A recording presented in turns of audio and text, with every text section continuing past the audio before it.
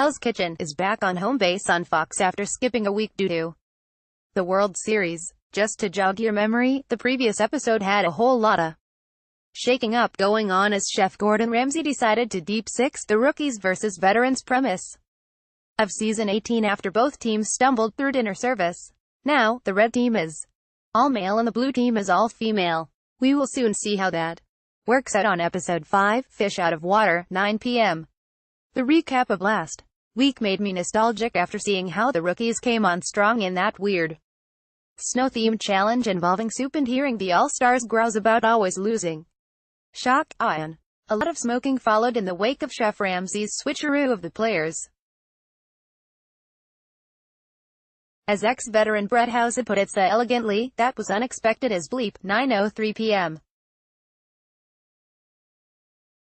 Ex-rookie Chris Mendonca tells the ex-vet fellows, "I'm happy you're on our team," suggesting that they won't have to dance around girls' emotions. "We are going to be direct as men, yeah, right."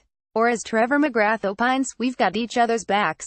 Bros before hoes." Cliché much? 9:05 p.m. Meanwhile, the more mature red team members, Kevin Cottle and Jose de Jesus, talk with Mia Castro without any cootie fears.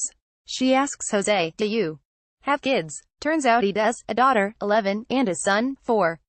And he admits he is doing the show for them. Kevin responds, "Life changes when you have kids, man." Indeed, 9:06 p.m. "We have a very special guest today," says Chef Ramsay. As the new teams gather in the restaurant, "I'd like you to meet a Grammy-nominated composer." He must mean the dude sitting at a piano. He's written for Miley Cyrus.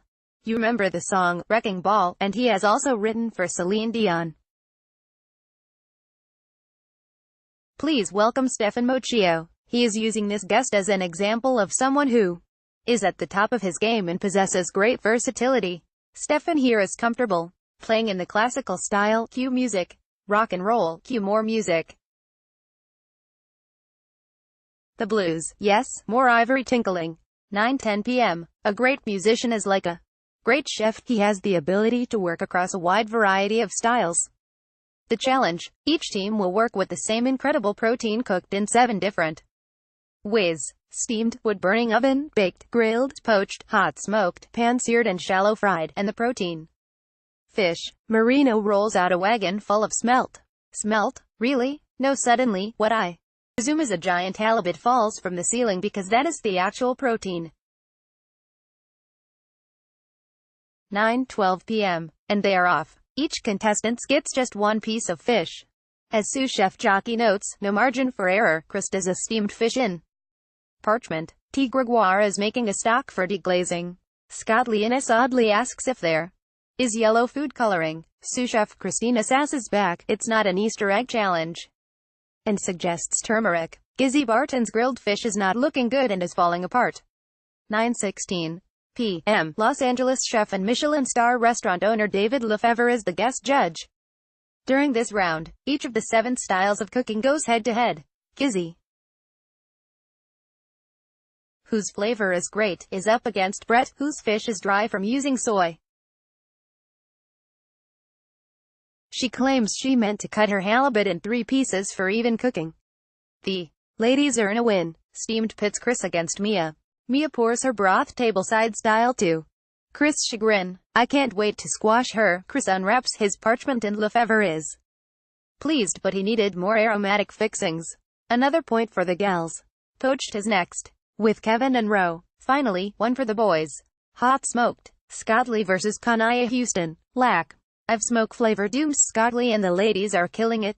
Shallow fried. Ariel Contreras Fox's fish pops. Jose's is equally good. They both get a point. Pan-seared next as Motto faces off with Heather Williams. Heather's plate lacks seasoning. The score, 4-3. The men need a point to tie. 9:20 p.m. The last showdown. Fish done in a wood-burning oven. T is up against Trevor. He actually says, "I'm excited to bury this bitch." "What a gentleman," says Lefevre, with a wink. "The fish is super tasty." To a T. As for Trevor, he gets it great. But it's a home run for T. And the women. They are going to be traveling to a skyscraper 100 stories above the ground, walk a narrow plank from the top of the building and, if they survive, they will fight the zombie apocalypse. Wait. This is a reward? Yes, a virtual reality experience reward. What will the men be doing? Dealing with a dumpster brimming with manure and replace it with the kitchen trash and mix it with the poop. Alas, it isn't virtual. Neither is the smell. 9:30 p.m. Time for dinner service. Tableside, it's mussels in a saffron broth served by Chris and Heather. Be prepared for the lobster Wellington calamity that has been seen in previews. T gets in trouble early with her scallops and Ariel is getting bossy. But T recovers and Heather is a tableside pro. Chris, however, has no takers and becomes a nuisance in the kitchen and messes up the scallops. 9:35 p.m. Mia is beset with underdone Wellingtons and she keeps butchering them, ruining the entree flow. Chef Ramsay reminds her she should cut the ends off to test doneness. 9:37 p.m. Scott Lee isn't paying attention to his teammates when it comes to garnish. 9:40 p.m. As for the women, Lamb's running behind. Gizzy is oddly nervous, and as T says, "You've got to cook with confidence," lo and behold, Gizzy delivers a lamb chop that Ramsay calls perfectly cooked. He tells T to let her and Mia run the meat station by themselves. 9:45 p.m. Kevin turns his salmon fillets into, excuse the expression, bleeping rubber. Ramsay banishes the red team into the storage room to sort out their differences. Trevor, who thinks he is funny, "Is this the red team?" "I know. No, it's not."